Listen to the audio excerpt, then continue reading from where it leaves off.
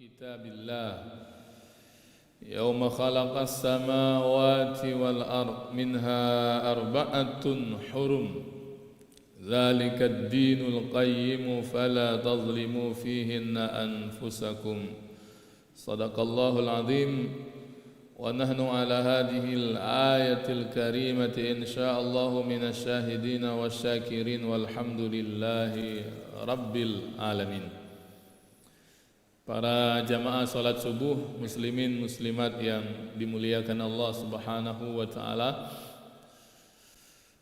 Bersyukur kita kepada Allah di awal majelis ini sebagai ungkapan terima kasih kita dengan Allah Subhanahu wa taala atas semua nikmat dan karunia yang tak henti-hentinya dicurahkan kepada kita semua. Kita selalu berharap mudah-mudahan dengan rajinnya kita mentajdid atau memperbaharui rasa syukur ini di setiap nikmat dan rezeki yang kita peroleh itu Allah sertakan dengan keberkahan. Dan semoga rezeki yang berkah itu pula kita tawasulkan, semoga menjadi sebab di antara asbab untuk selamat hidup dunia kita, lebih-lebih untuk selamat hidup kita di kehidupan akhirat kelak di sisi Allah Subhanahu wa taala. Amin ya rabbal alamin. Salawat dan salam disenandungkan untuk baginda Rasulullah sallallahu alaihi wa alihi wasallama serta para keluarga beliau dan sahabatnya termasuk umatnya sehingga akhir zaman. Masuk kita semua yang hidup hari ini pun berharap semoga masuk dalam barisan umat beliau yang diberhakkan Allah kelak di sisi Allah untuk mendapatkan syafaat al-uzma, syafaat yang teragung, yaitu syafaat Nabi besar Muhammad sallallahu alaihi wa alihi wasallam. Allahumma amin ya rabbal alamin. Sahabat yang dimuliakan Allah, para jemaah yang berbahagia, kita sudah berada di separuh bulan Zulqaidah. Tak salah hari ini tanggal 15 ya. Kalau ada yang puasa Ayyamul Bid, hari ini terakhir dari Ayyamul Bid. Artinya separuh lagi dari bulan ini akan habis dan masuk bulan Zulhijjah. Ini adalah rangkaian bulan-bulan yang istimewa, bahwa di dalam syariat kita ini ada namanya istilah bulan haram. Ada istilah bulan haram. Masjidil Haram, masjid yang mulia. Bulan haram, bulan yang mulia. Jamak dari haram, hurum. Bulan-bulan yang dimuliakan Allah Subhanahu wa taala. Jadi yang nyebut bulan-bulan ini mulia bukan ustaz, bukan kiai, bukan ulama, tapi Allah Subhanahu wa taala langsung menyebut kemuliaan bulan-bulan tersebut. Di surah At-Taubah ayat 36 Allah maklumkan perkara ini. Di ayat tersebut Allah berfirman, a'udzubillahi minasyaitonir rajim. Inna iddatasy syuhuri 'indallahi 12 syahran fi kitabillahi yauma khalaqas samawati wal ard minha arba'atun hurum. Jadi sesungguhnya kata Allah di ayat ini, bilangan bulan yang diakui di sisinya, di sisi Allah, yang itu sudah ada sejak lama penamaan bulan ini. Sejak Allah ciptakan lagi langit-langit dan bumi. Dalam catatannya Allah, Muharram, Safar, Ar-Rabi al-Awwal, Ar-Rabi al-Akhir, terus sampai ke Zulqa'dah dan Zulhijjah. Minha arba'atun hurum. Dari yang 12 bulan itu ada 4 di antaranya disebut sebagai bulan haram. Nah, jadi ada minha arba'atun hurum. Ada 4 di antara 12 bulan itu yang dikenali sebagai bulan haram. Memang tak disebut dalam ayat nama bulannya bulan apa saja. Dalam hadis Nabi sallallahu alaihi wasallam menjelaskannya. Dalam sebuah riwayat yang sahihah, Nabi menyebutkan bulan-bulan yang dimaksudkan di At-Taubah 36 itu salasun mutawaliyat. 3 di antaranya datang berturut-turut. Zulqa'dah yang sekarang tanggal 15-nya, Zulhijjah bulan sesudah ini, dan Muharram. Jadi bulan 11, 12, 1 tahun barunya. Dan satu lagi yang terletak antara Jumadil Akhir dengan Sya'ban, yaitu bulan Rejab. Ya, jadi 4 bulan ini harus kita kenali karena ini bahagian dari syariat yang Allah terangkan. Bulan yang mulia ini tentu maksudnya adalah selain bulan Ramadan sebagai puncak kemuliaan dari bulan-bulan sayyidus syuhur. Ya, sering saya ungkapkan kalau kita buat klasemen itu berarti Ramadan pucuk sekali. Nanti di bawahnya dengan posisi yang atau yang nilai yang sama bulan-bulan haram ini, Zulqa'dah, Zulhijjah, Muharram, Rajab. Nah, baru nanti menyusul bulan-bulan yang lain. Nah, ini yang harus kita ingatkan di awal, karena bulan-bulan ini lama ya, sampai Muharram. 3 bulan ini berturut, dan Allah dalam At-Taubah tadi secara khusus meminta kita, apa kata Allah? Fala tazlimu fihinna anfusakum. Di rangkaian bulan-bulan haram itu jangan zalimi diri kalian. Para ulama tafsir memaknai jangan zalimi diri kalian itu membawa maksud jangan jatuh dalam dosa dengan maksiat. Nah, ini yang kita harapkan, keberadaan kita di bulan haram ini semoga Allah hindarkan kita, dan kita pun diberikan kekuatan, mampu juga mujahadah agar jangan sampai jatuh dalam dosa dan maksiat. Nah, ini ya.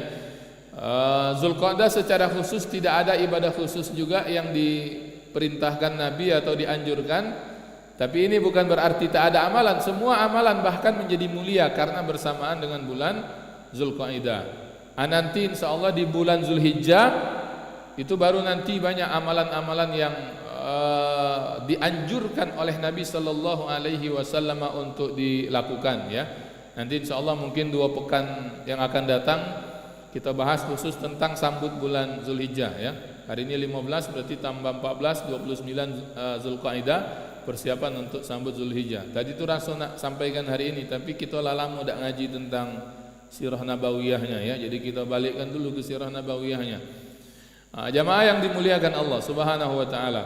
Pada pertemuan yang terakhir pada fiqh sirah an-nabawiyah li Syekh Ramadan Al-Buti, pembahasan kita sudah sampai di jahriyatud da'wah atau dakwah yang dilakukan Nabi secara terang-terangan.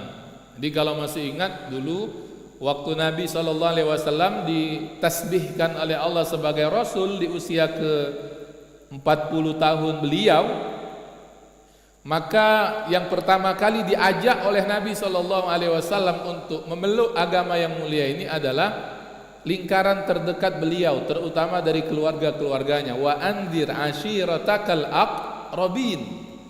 Dan berikanlah peringatan wahai Muhammad kepada keluarga-keluarga terdekatmu.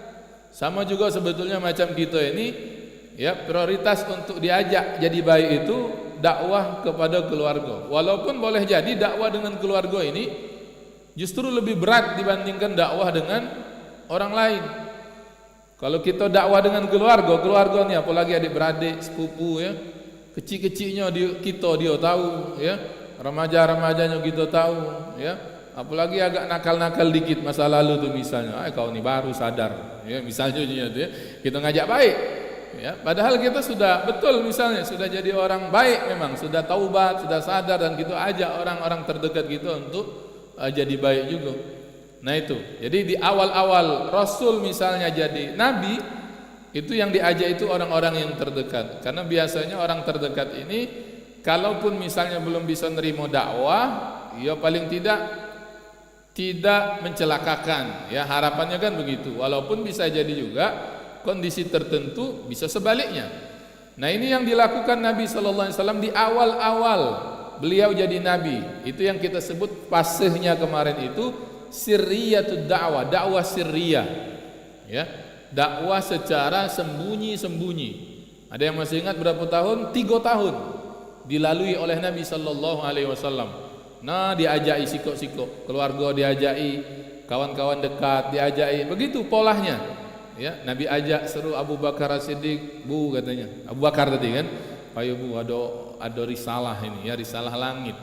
Aku dijadikan oleh Allah sebagai Rasul yang terakhir." Disampaikan begitu, dikenalkan kembali dengan tauhid. Ya, Abu Bakar termasuk orang yang pertama kali menerima dari golongan laki-laki dewasa. Ya, tentu sebelumnya istrinya dulu yang diajak, Khadijah, orang yang paling dekat dengan dia, Khadijah. Ya, balik-balik dari turun wahyu saat Nabi menerima Al-Alaq 1-5 di Gua Hira, Orang pertama yang mendengarkan ceritanya dari golongan manusia siapa? Istri beliau, Khadijah. Ketika balik disambut, nampak oleh Khadijah, istrinya nampak wajah suaminya, mukanya kalang kabut begitu ya. Karena Nabi itu ketika terima wahyu bukan senang justru, ya bukan bahagia, tapi khawatir. Ya, ini siapa nih yang datang ini? Ya, nyebut ini, nyebut itu dan sebagainya. Sehingga kemudian ketika balik dia sudah agak tenang, sudah istirahat sebentar, akhirnya ceritalah kepada Khadijah binti Khuwailid. Ya, setelah Nabi agak tenang dibawanya kepada masih daripada pamannya Khadijah, Waraqah bin Naufal, seorang yang membaca Taurat, membaca Injil, yang kemudian menjelaskan bahwa yang datang kepada Nabi Muhammad pada peristiwa Gua Hira itu hadhihin namus, itu yang dulu juga datang kepada Nabi Musa katanya, yang dulu juga datang kepada Nabi Isa. Sehingga kemudian disebutkan oleh Waraqah bin Naufal ini kepada Khadijah, ketahuilah bahwa lelakimu ini, suamimu ini adalah nanti menjadi utusan Allah. Nah, sudah Khadijah juga kemudian termasuk orang yang pertama masuk ke dalam risalah ini, ya Islam ini. Nah, itu 3 tahun. Dan kita sudah jelaskan di waktu itu ya. Jadi diam-diam nah berajaan. Abu Bakar yang sudah masuk Islam berajaan pula.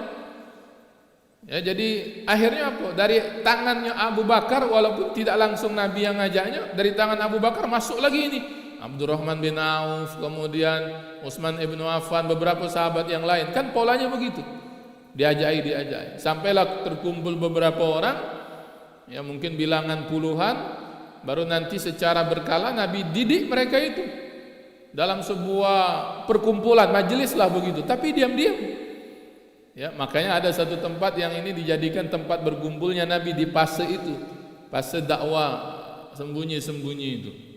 Ya, di mana kemarin ada yang masih ingat nama tempatnya Darul Arqam, ya, dari seorang rumah sahabat Nabi yang juga sudah memeluk agama yang mulia ini.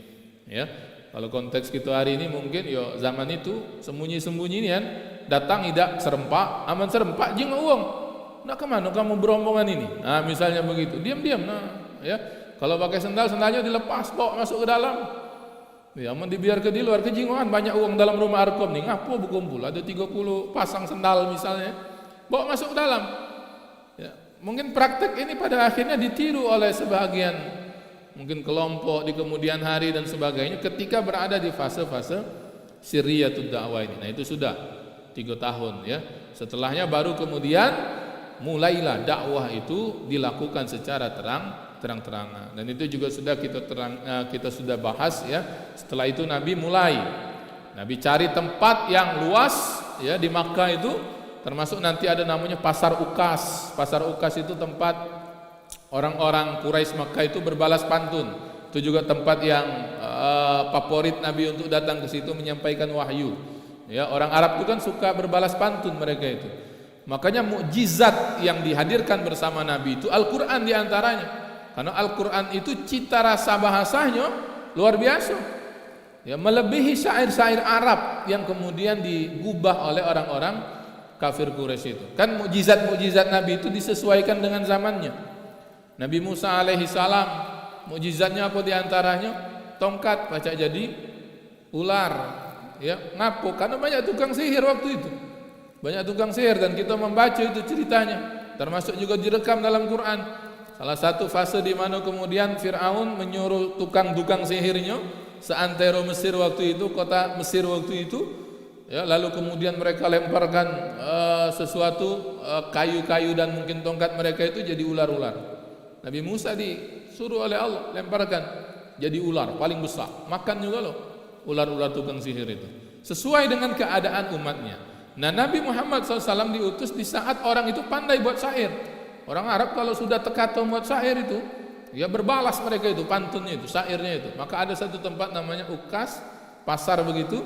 Nah, mereka tempat untuk saling balas pantun. Nah, ini kemudian Allah hadirkan mukjizat yang datang bersama Nabi dalam bentuk bahasa juga, ya, susunan kata dan kalimat ayat-ayat Al-Quran, sehingga mudah-mudahan bisa menyentuh mereka.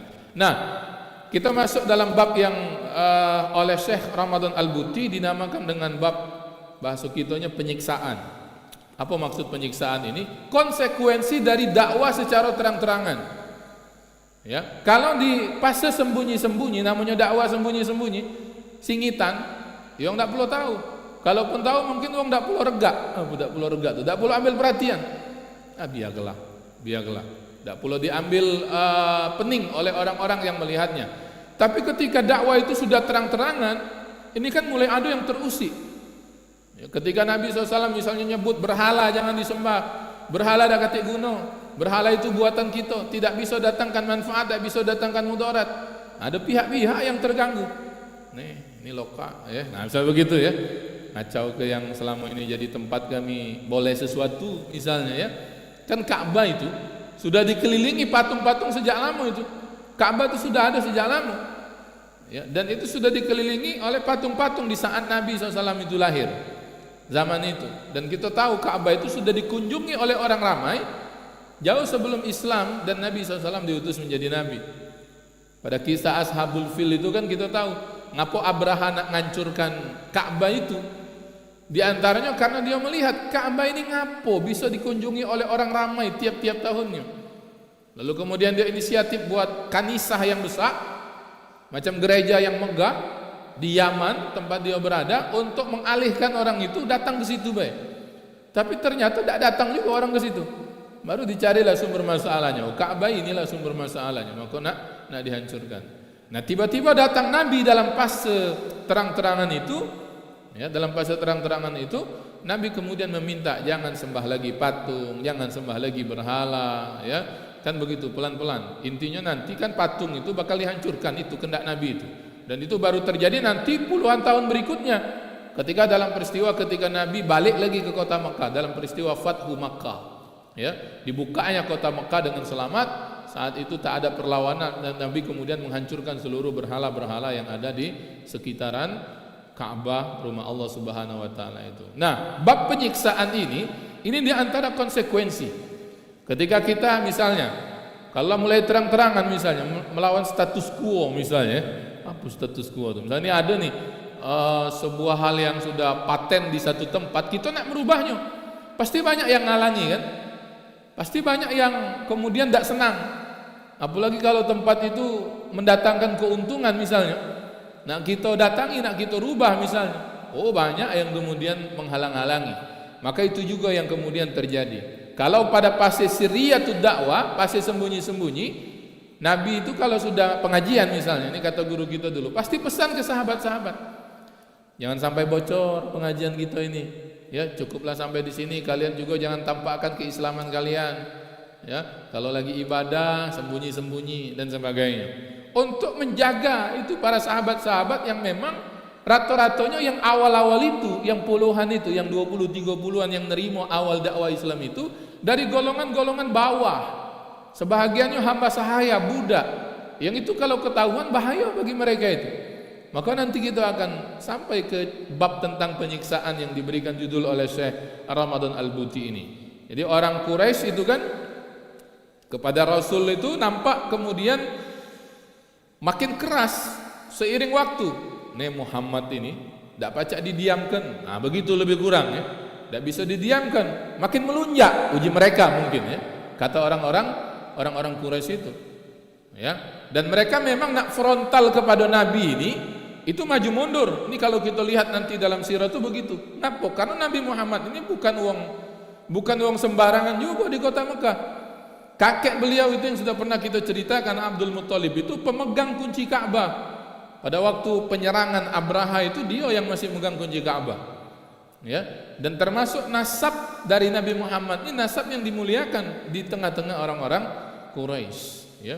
Masih ada pamannya pula Abu Thalib, orang yang sangat dihormati di tengah-tengah orang Quraisy, ya, sebagai generasi sesudah Abdul Muthalib kakek beliau. Sehingga orang nak frontal kalau wong lain, nah ini bahasa guru kita dulu. Kalau wong lain mungkinlah dibunuh itu Nabi Muhammad itu, lah diculik, dibunuh, ya. Tapi orang ketika melihat Nabi Muhammad ini, ya, tidak berani mereka itu secara frontal untuk kemudian menyakiti Nabi Muhammad. Nah, tapi tidak boleh dibiarkan. Nah, itu maksud mereka itu. Maka kemudian yang dilakukan apa? Mereka pelan-pelan, ya, melakukan sesuatu yang harapannya membuat ciut nyali Nabi Muhammad sallallahu alaihi wasallam ini. Ya, termasuk Nabi sendiri disakiti juga walaupun belum sampai dalam tahap upaya untuk dibunuh, ya, pembunuhan dan seterusnya. Seperti misalnya ada yang diceritakan oleh seorang sahabat kecil Nabi namanya Abdullah bin Amr bin As, anak Amr bin As, ya. Amr bin As yang terkenalnya. Ini anaknya Abdullah bin Amr bin As yang berkata, ketika waktu itu nampak orang-orang Quraisy itu yang kafir itu menyakiti pengikut Nabi Muhammad, sampai dia itu berkata, apakah kalian ini hendak membunuh orang yang mengucapkan Rabb adalah Tuhannya, ya, Rabbku adalah Tuhanku Allah, ya. Ini ngapa kemudian? Karena memang nampak waktu itu terdengar sudah Bilal bin Rabah, ya, masuk Islam. Awal-awal disembunyikan, tapi ketika sudah mulai fase terang-terangan itu, ya dia mulai juga nampakkan bahwa dia sudah ikut mengucap 2 kalimat syahadat kepada Nabi. Akhirnya apa? Ketahuan oleh siapa? Oleh tuannya, ya, disiksa. Abdullah bin Amr bin As ini juga kemudian berkata lagi, ketika Nabi misalnya sedang sujud waktu itu, ada cerita dari Abdullah bin Amr bin As yang kemudian dikutip oleh Syekh Ramadan Al-Buti dalam Fiqh Sirah ini. Ketika Nabi sedang sujud, di situ ada beberapa orang Quraisy. Ini bentuk-bentuk apa? Tekanan yang diberikan oleh orang-orang Makkah itu, ya. Tiba-tiba datang namanya Uqbah bin Abi Mu'id membawa macam kotoran binatang itu, ya, kotoran hewan itu, ya, mungkin apa tayunto dan sebagainya, ya. Tiba-tiba oleh si Uqbah ini dilemparkannya kepada Nabi SAW yang saat itu sedang bersujud, ya, sedang bersujud. Nah, Nabi masih dalam kondisi sujud itu, ya, merasa lah kita kalau misalnya ada yang nimpuk gitu, itu kan tak terasa pasti. Benda kecil terasa, apalagi kalau kemudian nampak tuh banyak begitu, atau apalagi kalau misalnya mendatangkan bau. Ini kan kotoran hewan, pasti ada baunya. Ya, sampailah kemudian diceritakan di situ datang Fatimah, anak Nabi SAW, Fatimah binti Rasulullah. Lalu melihat itu sambil menitikkan air mata, dibersihkannya. Nabi masih dalam keadaan sujud, ya, dibersihkannya, dan dia mengucapkan permintaan kepada Allah agar melaknat orang-orang yang melakukan itu Fatimah, ya. Ini contoh-contoh, ya, beberapa bentuk tekanan-tekanan, intimidasi, ya, yang dilakukan oleh orang-orang Quraisy kepada Nabi dan pengikut-pengikut beliau. Nah, ini selain itu juga Nabi pernah juga menghadapi intimidasi dalam bentuk oral, ya, tekanan melalui omongan, penghinaan, ejekan tiap kali Nabi lewat, ya. Padahal dulu mereka ini sendiri juga yang nyebut Nabi itu Al-Amin. Kan kita tahu di antara gelaran Rasul itu adalah Al-Amin, orang yang amanah. Dan itu yang ngasihnya itu siapa? Orang-orang Makkah, orang-orang Quraisy Makkah, yang justru itu sebelum beliau jadi Nabi, ya. Ketika peristiwa misalnya pada waktu Ka'bah itu kena banjir bandang, usia Nabi sekitar 30-an, kan belum jadi Nabi itu, ya. Lalu Hajar Aswad terlepas dari tempatnya, dan pada akhirnya pemuka-pemuka Quraisy itu ribut siapa yang paling berhak untuk meletakkan kembali Hajar Aswad ini pada posisinya yang semula. Dak kata temu itu, merasa kami yang berhak, uji ketua yang ini, uji ketua yang itu, uji ketua suku yang itu. Akhirnya kesepakatannya hari itu apa? Kita tunggu besok siapa yang pertama kali masuk kawasan Ka'bah ini, dialah yang kita tunjuk untuk meletakkan kemudian Hajar Aswad itu, ya. Qadarullah, pas besok harinya mereka sudah nunggu nih, ya, ketua-ketua kabilah ini. Yang masuk pertama kali kawasan itu siapa? Nabi Muhammad sallallahu alaihi wasallam. Kan mereka kemudian sontak mengucap Ja'atil Amin, datang wong yang pas, wong selama ini kita kenal sebagai wong yang amanah. Nah, tapi gelaran ini hilang, tak berbekas ketika kemudian Nabi itu nampakkan dirinya sebagai Rasul. Apalagi pada fase dakwah jahriyah itu, ketika terang-terangan ngajak orang kepada tauhid, ngajak orang nyembah Allah, meninggalkan berhala, selesai katik lagi yang Al-Amin tadi itu. Maka kemudian munculnya apa? Ya, as-sahir, tukang sihir, al-kahin, tukang tenun, majnun, wong dak waras, ya, dan sebagainya. Yang itu kemudian sebagai bentuk intimidasi secara oral itu kan, ya, diganggu Nabi SAW tuh. Tiap kali ada wong misalnya nak dekati Nabi, mungkin nak dengar Nabi ngaji, mungkin nak dengar penjelasan tentang syariat, dia omong kok, tak usah, jangan dekat-dekat, agak kau terpengaruh. ya, dia itu tukang sihir, omongannya itu bisa menyihir. Kau yang dulu sembah nenek moyang udah bagus-bagus, diajak kemudian nyembah Tuhannya yang dibawa oleh Nabi Muhammad SAW. Nah itu ya, diantara bentuk-bentuk penyiksaan yang dialami oleh Nabi juga pengikut-pengikut beliau saat itu. Jadi bukan hanya fisik, tapi juga non fisik seperti omongan, ya, kalimat-kalimat dan sebagainya. Nah ini yang kemudian ada sebuah riwayat yang bahkan pernah ada yang menaburkan tanah itu, ya, menaburkan tanah di atas kepala Rasul. Tiap kali beliau di satu lorong di kota Mekah berjalan di situ, ya, rumah wong Arab itu kan kalau yang hari ini ya mungkin begitu juga, walaupun nanti mungkin tidak seperti hari ini yang tinggi-tinggi. Rumah wong Arab tuh sama galoma itu, kotak-kotak kubus-kubus itu, ya, apartemen-apartemen mungkin begitu kalau kita nyebutnya. Nah, jadi satu saat Nabi itu sering lewat satu lorong dan di situlah kemudian sering ditaburkan tanah oleh salah satu rumah yang ada di daerah tersebut, ya, sehingga kemudian tiap kali beliau lewat situ dan balik sampai ke rumah itu kepala kotor, ya, kepala Nabi SAW kotor. Lalu kemudian salah seorang anak perempuan Nabi SAW, tidak disebut namanya siapa, kan ada beberapa anak Nabi SAW perempuan itu, membersihkannya sambil nangis, ya, karena tahu betul bahwa ini hinaan kepada beliau. Tapi apa yang kemudian dikatakan oleh Rasul SAW, kata beliau, ya bunayyatu, wahai anak perempuan yang aku sayangi, la tabki, jangan kau nangis, fa innallaha mani'un abaki, sesungguhnya Allah ini Tuhan kita ini melindungi bapakmu. Nah ini ya keyakinan itu yang ini kemudian harus dimiliki juga oleh seorang dai hari ini. Kan kita ini terus ke dakwah Rasul. Kalau kemudian dalam jalan dakwah ini yang paling penting itu keyakinan dalam hati, bahwa kalau berdakwah di jalan Allah itu, ya, tidak akan ditinggalkan oleh Allah Subhanahu wa taala. Wa man ahsanu qaulan mimman da'a ila Allah. Tak ada perkara yang baik, ucapan yang baik kecuali ucapan-ucapan yang ngajak uang ke jalan Allah Subhanahu wa taala, ya. Nah itu Nabi. Nah sahabat juga begitu. Tadi seperti yang kita katakan, masing-masing juga mendapatkan itu penyiksaan. Yang mendapatkan penyiksaan itu. Di antara mereka bahkan ada yang meninggal.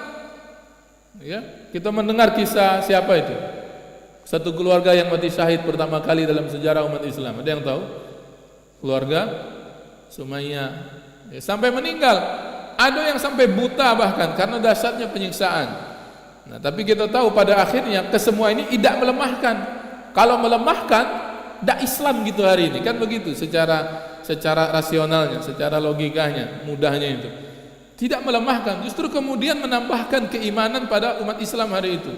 Dan akhirnya itu yang dilihat oleh orang lain. Oh, hebat mereka ini. Awak jumlahnya dikit, awak dari golongan wong lemah, awak dari golongan wong tak berduit, hamba sahaya dan sebagainya. Tapi tetap mereka ini kokoh di jalan dakwah. Akhirnya apa? Pelan-pelan, makin banyak. Walaupun melewati fase-fase ujian seperti hijrah dan sebagainya. Tapi kan hijrah dari Makkah ke Madinah, di Madinah momentumnya. Kadang-kadang begitu. Kita kalau kemudian di sini macam tak diterima, di sini macam tak diterima, lah diusahakan tak diterima, pindah. Cari tempat kira-kira orang yang galak nerima kita dulu, ya. Nah, nanti kalau kita lah diterima tempat lain, ya, tempat kita yang dulu itu tidak nerima kita itu kadang-kadang manggil kita, misalnya begitu, ya. Nah, kalau konteks Nabi pada akhirnya balik lagi beliau Fathu Makkah, dalam peristiwa Fathu Makkah untuk bersihkan Makkah itu dari berhala, karena itu niat Nabi dari dulu, ya. Walaupun Nabi pada akhirnya tidak niat lagi tinggal di situ, buktinya beliau balik lagi ke Madinah dan sampailah kewafatan beliau di Madinah dan dimakamkan di sana. Ya, nah ini penyiksaan ini mungkin kita tak banyak bisa sebutkan karena memang luar biasa sekali, ya, penyiksaan yang kemudian datang kepada para sahabat-sahabat Nabi. Ini ada cerita nih, kita bacakan yang di kitab Fikih Sirah ini saja. Dalam riwayat Imam Bukhari dari Khabbab bin Al-Arid, ini seorang sahabat Nabi SAW pernah berkata, aku datang katanya kepada Nabi menemui Rasul. Saat itu sedang berteduh di sekitaran Ka'bah. Ya, kepada beliau aku berkata, kata Khabbab ini. Apa katanya? Wahai Rasulullah, apakah engkau tidak memohonkan pertolongan Allah untuk kami? Jadi mereka ini kan tadi ngalami penyiksaan, disakiti, curhat akhirnya si Khabbab ini radhiyallahu anhu kepada Nabi sallallahu alaihi wasallam. Apakah engkau tidak berdoa untuk kami ya Rasul? Begitu ucapan-ucapan dia. Lalu apa jawaban Nabi sallallahu alaihi wasallam? Beliau menjawab, di antara orang-orang sebelum kamu ini, artinya orang-orang yang terdahulu termasuk cerita-cerita Nabi yang itu datang melalui wahyu, ya, ada yang disiksa dengan ditanam hidup-hidup, ya, ada yang dibelah kepalanya jadi dua, ada yang disisir rambutnya itu dengan sisir besi sampai kemudian kulitnya terkelupas. Ini kisah-kisah orang-orang terdahulu, ya, para aulia dan orang-orang yang mendukung perjuangan Nabi sebelumnya. Tapi siksaan itu tidak menggoyahkan tekad mereka itu untuk kemudian mempertahankan agama. Lalu Nabi bersumpah, demi Allah, kata Nabi, ya, Allah pasti akan mengakhiri semua persoalan itu, sehingga orang ini akan berani berjalan dari Son'a ke Hadramaut tanpa rasa takut kepada siapapun juga selain Allah Subhanahu wa taala, dan hanya takut kambingnya itu kalau dia bawa ternak dimakan oleh serigala saja. Tapi kalian ini tampak terburu-buru. Nah, ini untuk memberikan motivasi kepada sahabat-sahabat agar bersabar dan menguatkan kesabaran itu, ya. Nah, ini yang sangat luar biasa sekali. Baik, terakhir, apa ibrahnya ini? Nah, kan tadi cerita-ceritanya. Sekarang ibrahnya apa? Ya. Kalau kita baca ini, ya, kisah-kisah itu. Kan nanti ada lagi kisah seperti Bilal, ya, yang populer itu kan kisah Bilal. Ketika ketahuan oleh majikannya dia bersahadat, dijemur itu Bilal itu. Dijemur di padang pasir yang panas waktu itu, dan diletakkan batu di atas punggungnya, ya. Kalau keluarga Sumayyah tadi lebih ini lagi, mengenaskan lagi, disiapkan kawah besar, di dalamnya ada banyu yang menggelegak. Kau nak balik ke agama nenek moyang apa masih tetap dengan Muhammad? Tetap dengan Muhammad, masuk, ya, dalam kuali besar itu, dalam kawah itu, ya. Wal-iyazubillah. Nah, apa yang terlintas di benak kita kalau membaca ini? Ya, mengapa Nabi misalnya atau sahabat itu harus melewati fase penyiksaan? Kan kalau nak minta mungkin mudah baik Nabi itu, kalau nak menang misalnya, atau misalnya kebal, misalnya ngajarkan ilmu kebal misalnya kepada sahabat. Jadi waktu majelis di Darul Arqam setelah pengajian, nah, siap-siap ya kita melatih ilmu kebal setelah ini, misalnya begitu, ya. Dan kata ada sejarahnya begitu, ya. Nah, karena kalau ada ilmu kebal hari ini tak kata itu sanadnya dari mana itu, ya. Kalau ada belajar ilmu kebal itu pasti ada sesuatu yang mengiringinya itu. Bisa confirm lah itu dari alam gaib atau apa dan sebagainya. Yang begitu kalau kebal itu, ya, pemberian dari Allah. Ya, Allah kalau berkehendak peluru misalnya kena kita tak mempan, ya boleh, bisa baik bagi Allah. Dan itu tak perlu dipelajari. Kalau Allah berkehendak jadi benda itu, ya. Kalau bagi benda, kakek misalnya benda itu lupa mawanya, atau misalnya pecah datuk maringgi naik pagar, terkait di pagar, kena tembak mati, dalam film itu, ya, yang film yang lama itu. Oh, dia tuh nak ngadapi penjajah, naik pagar tuh rupanya terkait, gitu, pecah jimatnya itu, ya, di pagar. Oh, dia musung ke dada, tembak pun kena sekali itu, ya, jimatnya tergantung di situ. Nah, ya, bukan yang dipelajari, bukan juga yang ditetepi, tapi pemberian dari Allah, mauhibah, ya, dibaca tidak mempan dan sebagainya, ya. Kadang-kadang kan ada galak tampilan-tampilan macam apa itu, debus apa istilahnya itu, ya. Kata guru kami, yang kamu niat buruk katanya, kalau tampil debus tu baca ke ruqyah, cuma kaget mati wong yang debus itu, ya. Ya jangan, ya, biarkan dia sadar dengan jalan yang lain. Nah, jadi apa ibrahnya yang bisa kita ambil ini, ya? Nabi tidak kemudian mengajarkan ilmu ini, ilmu itu, ya. Mengapa Allah tidak lindungi mereka misalnya? Mengapa harus ada yang mati syahid? Ya, mengapa harus yang kemudian ditimpokan dulu batu di atas punggungnya dan sebagainya? Padahal Rasul ada di situ, kan konsekuensi mereka kemudian menjadi pengikut Rasul. Nah, inilah kemudian jawabannya itu, ya, bahwa seperti yang disebut oleh Syekh Ramadan Al-Buti, sesungguhnya sifat pertama manusia itu bahwa dia itu mukallaf. Ya, mukallaf ini apa? Kita kan selama ini nyebut istilah mukallaf dalam agama, bahwa kita dituntut oleh Allah untuk menanggung beban. Beban itu namanya taklif. Mukallaf itu wongnya. Kita kalau lah akil balik namanya jadi mukallaf. Ada taklif apa? Wajib semayang, wajib puasa, ya. Kalau beramal baik dapat pahala, beramal dosa dan maksiat dapat dosa dan sebagainya. Itu taklif, mukallaf dan sebagainya. Sehingga kemudian melaksanakan perintah dakwah Islam itu, jihad zaman itu, menegakkan kalimat Allah itu taklif yang paling penting bagi mereka, ya, orang-orang terdahulu itu, orang-orang awal itu. Sehingga kemudian konsekuensinya itu pada akhirnya apa? Ya, konsekuensinya adalah bahwa mereka nanti akan mendapatkan feedback dari orang-orang Quraisy dalam bentuk yang tidak senang dengan mereka, disiksa, disakiti dan sebagainya. Nah, itu kemudian sebagai bentuk, ya, bentuk ujian bagi mereka itu saat itu kepada Allah Subhanahu wa taala, dari Allah Subhanahu wa taala, ya. Nah, karena itu kalau kita ini kewajiban hamba Allah di dunia ini kalau nak mewujudkan dalam dua hal. Pertama, harus berpegang teguh dengan Islam ini. Pegang teguh niat. Wal iazubillah, jangan sampai kemudian goyang di tengah atau di akhir penghidupan. Nauzubillah niat. Kita dan keluarga kita jangan sampai ada yang terpesong yang kemudian merusak dua kalimat syahadat yang sejak kecil kita baca ini.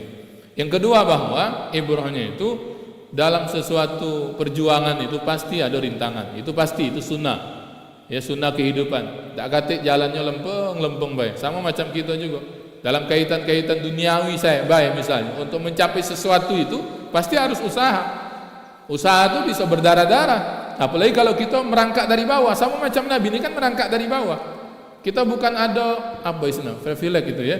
Yang kalau kita nih orang tua misalnya kaya, kemudian ada anaknya umur 20 lah jadi kaya. Ngapa? Karena bapaknya lah kaya misalnya itu ya. Ladu jalannya. Nabi tidak begitu. Walaupun beliau adalah anak keturunan dari Nabiullah Ibrahim sebagai Abul Anbiya, tapi kan kesananya itu sudah sangat jauh dan tidak ada nabi sesudah itu. Paling-paling kalau nak disebut nabi itu ya dari golongan mulia, dari nasab yang bagus, pamannya, kakeknya dan sebagainya. Tapi itu tidak juga terlalu mendukung perjuangan beliau waktu itu, walaupun ada kait mengaitnya sedikit dalam bentuk yang lain ya. Nah ini jadi hikmah ini harus kita imani, bahwa dalam setiap perjuangan itu pasti ada halangan. Sama baik misalnya dalam segala hal, bangun masjid ini pasti banyak halangan, rintangan ya. Tidak mungkin lancar-lancar baik ya. Nah, dalam segala hal begitu, kita nak capai kesuksesan pasti ada titian anak tangga yang harus kita naiki, yang harus kita tempuh untuk kemudian sampai kepada yang kita inginkan. Nah harapannya begitu. Kalau kita berharap mudah-mudahan masuk surga Allah Subhanahu Wa Taala, ya kita nak tebuslah dengan ibadah misalnya begitu ya, dengan menjaga yang diwajibkan, jauhi yang dilarang. Nah, mudah-mudahan Allah sampaikan kita kepada janji-janji yang baik di kehidupan akhirat ya. Kalau baca-baca yang begini sebetulnya kita memang layak nian bersyukur nian ya. Kadang mungkin juga diselipi rasa malu. Kita tidak pernah sampai dilempari kotoran unta misalnya ya, dibabit uang pakai batu untuk nak semayang ini ya. Kita mungkin juga tidak berdarah-darah nian dalam dakwah ini. Apalagi dakwah macam hari ini, lemak nian ya. Kalau nak berjuang nian ya, dakwah-dakwah ke daerah pelosok misalnya ya, ke tempat-tempat yang belum sampai dakwah. Nah itu juga bisa kita kemudian niatkan untuk itu salah satunya ya, sebagai bentuk untuk kemudian dakwah Islam ini sampai ke seluruh dunia atau ke seluruh penjuru ya. Baik, saya rasa itu ini ibrah yang harus kita imani, bahwa kehidupan kita ini pasti ada ujian, dan ujian-ujian sahabat itu sudah menempatkan mereka untuk dapat kemuliaan nanti di sisi Allah Subhanahu Wa Taala. Ya, boleh jadi di antara 70.000 yang disebut oleh Nabi dari umatku yang bakal masuk surga tanpa hisab, akan banyak dari golongan orang-orang terdahulu ya, orang-orang yang awal yang berjuang bersama Nabi, berdarah-darah dengan Nabi. Itu jangan kecil hati ya. Agak kurang ajar juga sebetulnya misalnya kita ini nak sama dengan sahabat ya. Ya, tapi kalau berdoa ada apa-apa. Kalau kamu nak berdoa itu ada apa-apa. Doa itu kan mintanya yang tinggi-tinggi. Ya Allah, tolong ya Allah masukkan surga tanpa hisab. Ada apa-apa kalau berdoa begitu ya. Iya, kan 70.000 kata Nabi yang masuk surga tanpa hisab. Tapi bayangannya baik, ini bayangannya baik.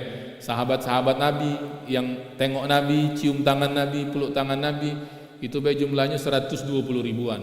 Artinya sahabat Nabi pun banyak tereliminasi. Kalau misalnya 70.000 itu dari kalangan sahabat galau misalnya ya. Ini nak dihitung dari zaman beliau sampai nanti yang mengucap 2 kalimat syahadat sampailah akhir zaman. Tak terhitung lagi wongnya ya. 70.000. Tak apa-apa kalau nak berdoa ya Allah masuk surga tanpa hisab. Sama macam kita minta surga, minta paling tinggi. Ya Allah mintalah masuk surga Firdaus al-A'la. Ya, tak apa-apa ya. Walaupun kita mungkin merasa macam layak ke tak layak, macam lebih ke tak layak sebetulnya. Tapi kalau berdoa ada apa-apa. Karena kalau sisip dari Firdaus itu masih banyak bawahnya tuh yang siap nyanggo gitu ya. Ada Naim, ada Jannatu Aden dan sebagainya. Jangan minta yang paling bawah agak kecil ya, lewat ke tempat yang sikoknya laju gitu ya. Nah, jangan. Jadi itu kalau doa boleh minta yang tinggi-tinggi, minta yang bagus-bagus. Nah, tapi kita harus imani ibrah ini insyaallah sebagai bentuk perjalanan kita dalam dunia dakwah hari ini, terutama bagi yang berkecimpung di dunia dakwah yang memang ngajak ya. Ngajak ini banyak macam bentuknya. Ada yang ngajak langsung dakwah fardiyah namanya, dakwah personal. Ada wong tu rajin niat silaturahim, ngajak wong makan, habis itu nyelip ke dakwah dia begitu. Ada yang lewat majelis, ada yang lewat mimbar dan sebagainya. Macam-macam. Intinya ngajak wong baik, tidak mesti lewat mimbar macam ini.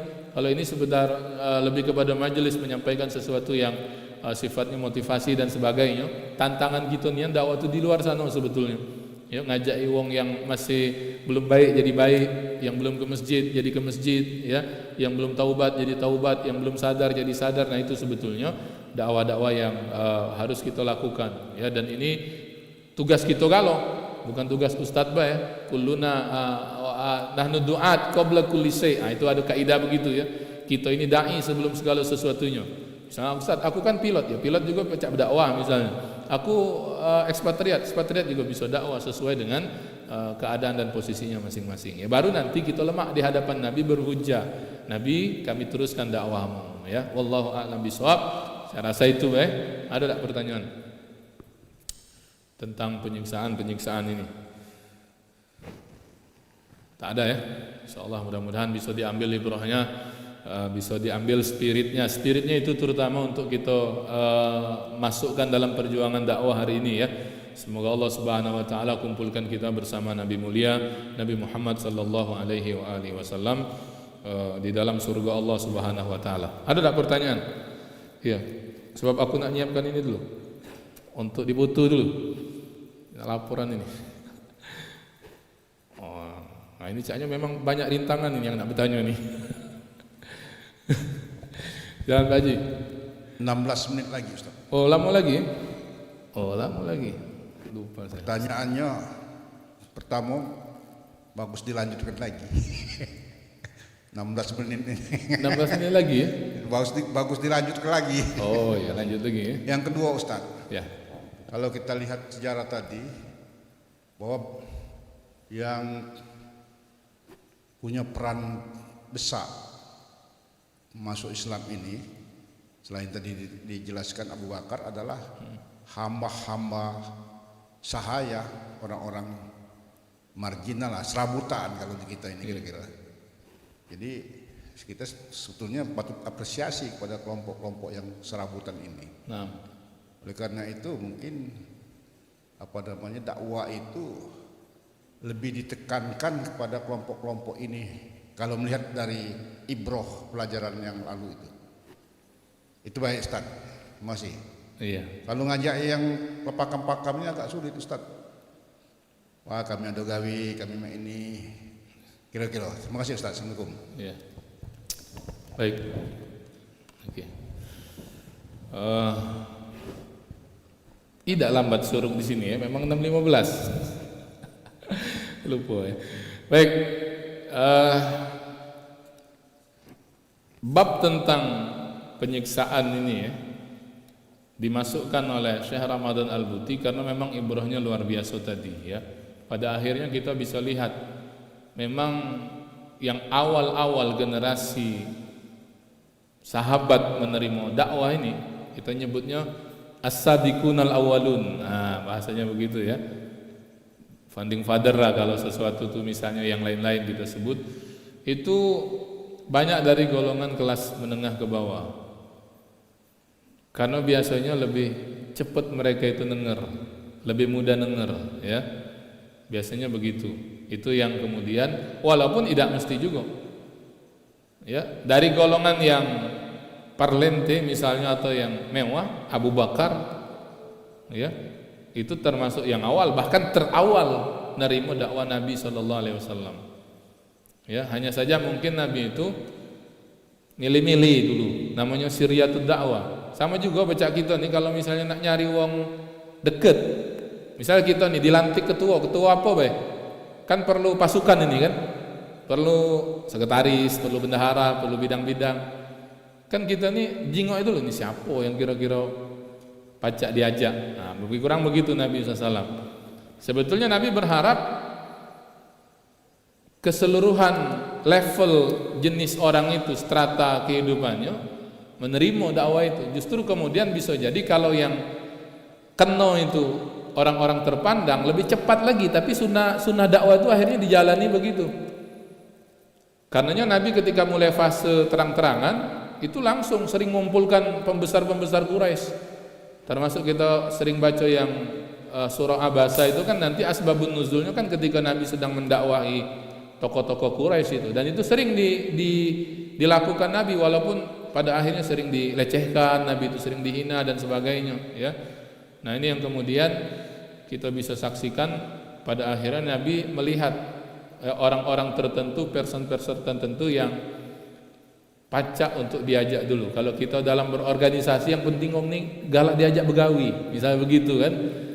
Nah, dia ada duit yang penting galak dulu diajak begawi, misalnya begitu. Yang ini yang penting mereka itu nerimo dulu, ya. Nah, itu makanya penetrasinya itu pelan-pelan nih.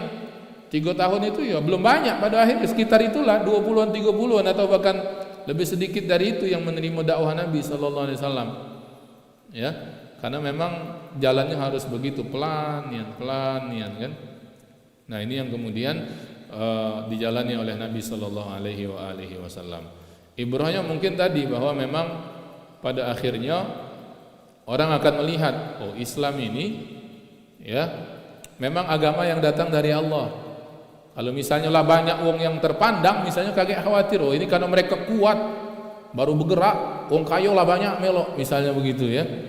Ya, tidak ada yang nampaknya sunnah perjuangan itu yang merintis dari bawah itu yang kemudian terlihat.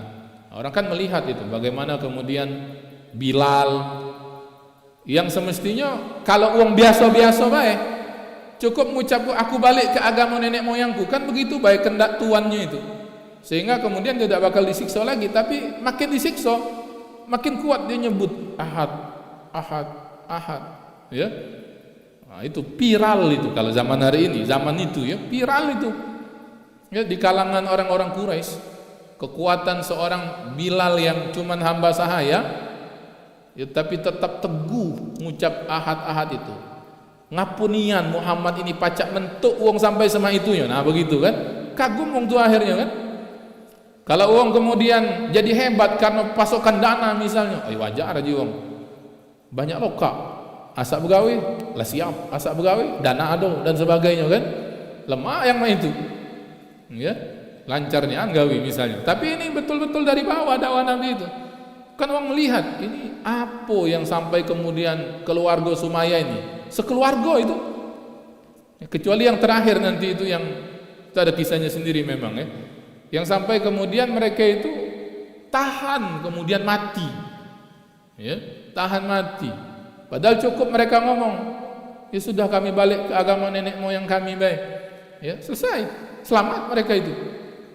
Ya, apunian yang ditanamkan oleh Muhammad ini dengan mereka itu sampai mereka itu pegang kuku sampai mati, ya. Nah, ini yang Masya Allah luar biasa sekali ya. Tadi memang kalau nak terturut gitu itu karena memang pastinya lain ya. Tapi spiritnya pacak baik sebetulnya. Kan tantangan dakwah itu beda-beda. Tantangan dakwah kita hari ini mungkin ini dan cara ngadapinya ini dan sebagainya. Ya, boleh jadi juga perjuangan dengan harta, dengan jiwa itu masih berlaku hari ini. Ya, di keadaan tertentu bisa jadi itu berlaku. Baik, ya. Jadi itu Pak Haji ya, memang golongan-golongan yang bawah ini saat itu mungkin karena mereka lebih cepat tersentuh kan pada akhirnya kan mungkin bisa jadi disampaikan oleh Nabi SAW tentang kesetaraan manusia di hadapan Allah. Kan itu membangkitkan semangat mereka. Oh, kami ini berarti kalau di mata Allah sama kan begitu kan. Yang penting kita ini sembah Allah. Kalau di mata manusia mereka sadar mereka hamba saya, mereka budak dan sebagainya. Allah alam bisa. Silakan Kak. Baiklah. Ini Ustaz mungkin yang ingin kami tanyakan tentang masalah esensi dakwah itu, bahwasanya itu adalah wajib gitu ya. Jadi kewajiban kita ini intinya dakwah itu berlaku kepada seluruh yang kategori sebagai seorang muslim. Jadi mengenai esensi dakwah ini yang mungkin di luar sana itu begitu banyak kan, tentang berbagai macam tipe dan metodenya.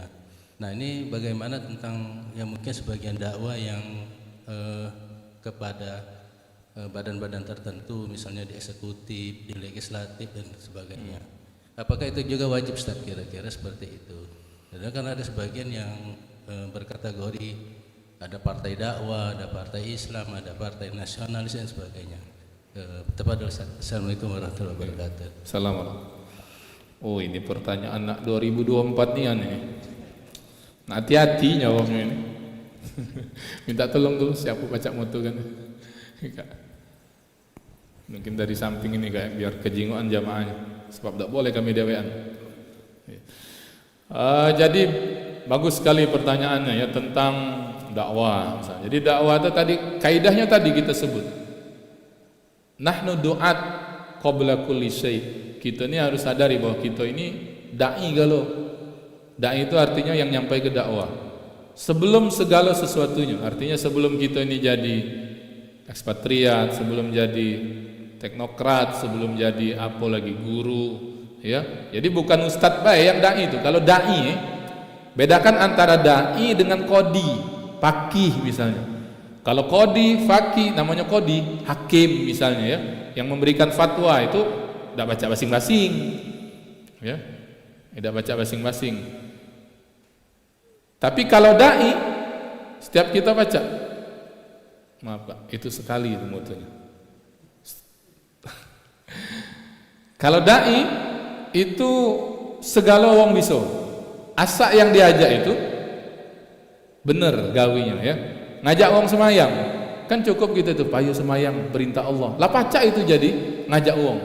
Masalah cara semayang yang benar dari awal sampai akhir, aman kita tidak pernah belajar, jangan kita yang ngajar kenya. Ajak ke masjid be, lagi ada kajian fikih salat, nah pas ajak lagi dia ke situ. Ya. Nah, itu. Jadi sama juga yang tiba-tiba jadi anggota atau jadi pejabat, nyebutnya pejabat, karena kan nanti ada eksekutif, ada legislatif, ada yudikatif, ya. Harus menyadari itu bahwa ketika mereka di sana, kalau mereka nak jadi dai, pacak yang disuarakan itu ajakan-ajakan kebaikan, ya, ajakan-ajakan kebaikan, ajakan kebenaran. Maka jadilah dai dia itu di mimbar-mimbar parlemen misalnya, ya. Justru bisa jadi di posisi tertentu dakwahnya itu lebih masif dan lebih cepat kesan dan efeknya itu. Kalau kita pejabat eksekutif misalnya, bubuhan tanda tangan kita, kalau kita wong nomor satunya, wali kota misalnya, bupati, selesai kalau nak buat perda. Ini ustaz tadi lah tebuih-buih dari mimbar khutbah, ada kati yang dengar misalnya. Berhenti kamu tuh minum ya, berhenti minum itu dosa besar ya. Oh disampaikan masih banyak orang minum misalnya ya, cuma nyampai ke baik, dapat katik kekuasaan yang lain ustadz tadi itu ya. Tapi kalau misalnya pejabat tadi buat perda larangan minuman keras, tanda tangannya selesai, syukuran, ayo jadilah kamu kasih kak ya, selesai. Nah itu keunggulan posisi-posisi tertentu. Karena itu menurut saya memang harus tempat-tempat itu harus diisi wong-wong baik ya, harus diisi wong-wong yang ada semangat ghirah keislamannya ya, paling tidak dia menyuarakan apa yang disuarakan oleh syariat ya. Nah, itu yang kemudian harus kita imani bahwa kita ini dai sebelum segala sesuatunya. Ustaz, kan bukan aku yang nyalek ya, cari berarti calegnya atau calon-calonnya itu yang bagus-bagus menurut kita ya, kecuali kamu yang di sini ada yang caleg, kita dukung misalnya, kita minta maaf inilah cuma ini Pak Haji oleh pertanyaannya itu ya. Iya. Nah, ya. Kalau aku tidak nyalek, Ustaz nyalek tidak ya. Nah, tapi kita pilih orang-orang yang kemudian kita yakin, kita imani. Oh, ini nampaknya bagus. Oh, ini nampaknya kalau dia ada di situ, pacak disuarakan ini. Kendak-kendak kita sebagai muslim yang baik ini. Atau paling tidak misalnya Ustaz dari calon-calon ini saya tidak katik yang pas, misalnya kadang-kadang itu juga ya, pilih yang paling sedikit mudaratnya, itu kaidah juga ya, kaidah juga. Maka kalau sepemahaman saya dengan sistem politik hari ini, tidak dianjurkan golput ya, tidak dianjurkan golput. Kira-kira kalau misalnya ini tidak bagus, mana yang paling dikit tidak bagusnya itu ya, kakek baca dirubah uang itu kan. Nah itu, jadi memang harus kita ini ambil berat juga ya. Walaupun jangan terlalu nukik kalau di masjid ini ya, bahaya kalau terlalu nukik pembahasannya itu ya di masjid ini. Artinya harus ada persiapan untuk sambut tahun politik itu. Mau tak mau harus kita pikirkan, sebab salah pilih, kalau salah pilih salahnya lama kaget kesannya. Dengan sistem politik hari ini 5 tahun berarti salah pilih pemimpin ya di semua bidangnya itu 5 tahun kita saro misalnya ya, berlanjut 2 periode 10 tahun berarti ya. Nah 3 periode pula misalnya ya, aku tidak nyebut siapa ya, ya kalau misalnya begitu. Nah jadi harus pandai-pandai gitu misalnya melihat-lihat ya, untuk kemudian di tahun-tahun yang dekat ini. Memang suasananya pasti agak lemak sebetulnya. Tahun politik itu tidak lemak, namanya tahun politik ya. Segala hal ya, karena uang yang nyalon-nyalon itu nak menang kalau 500 uang nyalek, 500 itu nak menang kalau sebetulnya. Yang terpilih cuma 40 misalnya ya. Kan banyak yang terduduk tuh kaget itu. Yang terduduk itu setelah ininya itu. Nah, ini yang kemudian kita berharap mudah-mudahan orang-orang yang baiklah yang bakal mengambil keputusan di tempat-tempat kita ini ya. Nanti insyaallah mudah-mudahan. Karena itu nyiapkan diri juga kita, nyiapkan diri juga kalau pas sampai di waktunya ya kita ngajak uang. Ya, ngajak uang itu untuk yang baik-baik termasuk dalam hal itu.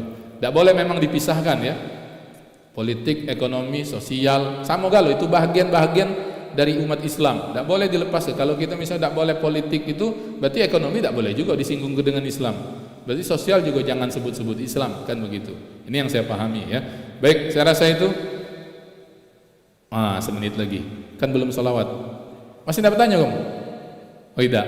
Iya. Oh 1 menit, anu juga 1 menit. Baik, saya rasa itu saja ya. Karena kita lah mulai kajian sirah lagi, kita salawati dulu sebelum kita akhiri. Salatullah, salamullah ala taha rasulillah. Salatullah, salamullah ala yasin habibillah. Salatullah, salamullah ala taha rasulillah. Salatullah, salamullah ala yasin habibillah. Tawassalna bismillah wa bilhadi rasulillah. Tawassalna bismillah wa bilhadi rasulillah wa kulli mujahidin lillah bi ahlil badri ya Allah. Allahumma salli wa sallim wa barik alaihi wa ala alihi. Assalamualaikum warahmatullahi wabarakatuh. Subhanakallahumma wa bihamdika asyhadu an la ilaha illa anta astaghfiruka wa atubu ilaik. Walhamdulillah.